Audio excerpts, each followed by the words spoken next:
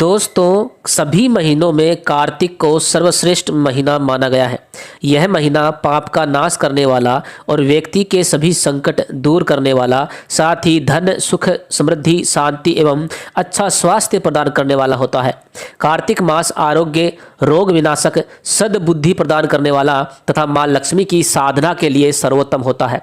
इस पवित्र कार्तिक मास का महत्व स्कंद पुराण में भी बताया गया है। स्कंद पुराण में तो यहाँ तक कहा गया है कि युगों में सतयुग के समान कुछ नहीं, शास्त्रों में वेदों के समान कुछ नहीं, तीर्थों में गंगा के समान अन्य कुछ भी नहीं, और अंत में कहा कि सभी महीनों में कार्तिक महीने के समान कोई दूसरा महीना नहीं। भगवान श्री हरि विष्णु के प्रिय माह कार्तिक में पूजा पाठ, अनुष्ठान, स्नान, दान में न सिर्फ पापों का नाश होता है बल्कि सुख, सौभाग्य और धन में भी वृद्धि होती है।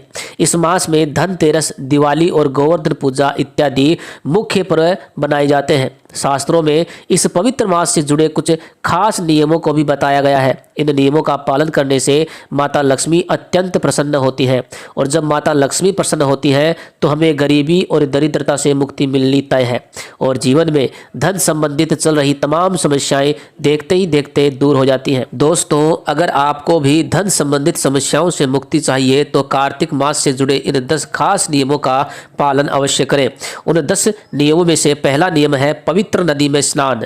कार्तिक के पूरे माह में पवित्र नदी में स्नान करने का प्रचलन और महत्व रहा है। इस मास में श्री हरि जल में ही निवास करते हैं। मदन पारिजात के अनुसार कार्तिक मास में इंद्रियों पर संयम रखकर चांद तारों की मौजूदगी में सूर्योदय से पूर्व ही पुण्य प्राप्ति के लिए नदी में स्नान नित्य करना चाहिए। अगर किसी कारण से आप रोज कार्तिक मास के दौरान नदी में स्नान नहीं कर सकते तो नहाने के पानी में गंगा जल अवश्य मिलाएं। नंबर 2, व्रत। कार्तिक मास में व्रत का भी बहुत ही महत्व है। इस माह में उपवास करके, व्रत करके, भगवान का स्मरण करके, चिंतन करने से अग्निष्टोम यज्ञ के समान फल प्राप्त होता है तथा सूर्य लोक की प्राप्ति होती है। कार्तिक पूर्णिमा से प्रारंभ करके प्रत्येक पूर्णिमा को रात्रि में व्रत और जागरण करने से सभी मनोरथ सिद्ध होते हैं। नंबर 3 पे है दीपदान। इस माह में दीपदान का बड़ा ही महत्व है। नदी, तालाब के समीप, घर के मुख्य द्वार के पास और माता लक्ष्मी के पास आदि जगहों पर दीपदान करने से सभी तरह के संकट समाप्त होते हैं और जहाँ तक कर्ज से भी मुक्ति पा जाता है। घर में सुख समृद्धि का वास होता है। नंबर 4 पे है तुलसी पूजा। इस माह में तुलसी की पूजा, सेवन और सेवा करने का बहुत ही ज़्यादा महत्व है। इस कार्तिक माह में तुलसी पूजा का महत्व कई गुना माना गया है। जिनके घर में तुलसी का पौधा ना हो वह कार्तिक मास में तुलसी का पौधा लगा करके उसकी सेवा अवश्य करें, और साथ ही ध्यान रखें कि कार्तिक मास में तुलसी का पौधा सूख ना पाए, क्योंकि कार्तिक मास में सूखा हुआ तुलसी का पौधा बहुत बड़ी अनहोनी की सूचना देता है। अगर किसी कारणवश तुलसी का पौधा सूख भी जाए तो दूसरे गमले में नए तुलसी का पौधा अवश्य लगाएं। ऐसा करने पर कुछ हद तक राहत अवश्य मिलती है। नंबर 5 पे है भूमि पर सोना। इस माह में भूमि पर सोने से मन में सात्विकता का भाव निर्मित होकर सभी तरह के रोग और विकारों का शमन होता है। कार्तिक माह में जमीन पर सोना चाहिए। चारपाई या बेड का प्रयोग ना करें। ऐसा करने से माता लक्ष्मी और भगवान विष्णु दोनों की कृपा प्राप्त होती है। नंबर 6 पे है तेल लगाना।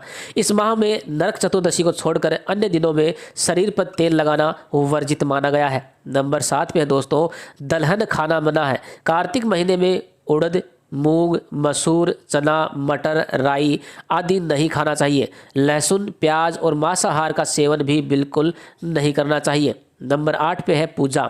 इस माह में तीर्थ पूजा, गंगा पूजा, विष्णु पूजा, लक्ष्मी पूजा और यज्ञ एवं हवन का बहुत अधिक महत्व बताया गया है। इस दिन चंद्रोदय पर शिवा, संभूति, संतति, प्रीति, अनुसुईया और क्षमा इन 6 कृतिकाओं का अवश्य पूजन करना चाहिए। नंबर 9 पे है दान। कार्तिक माह में दान का भी बहुत अधिक महत्व बताया गया है।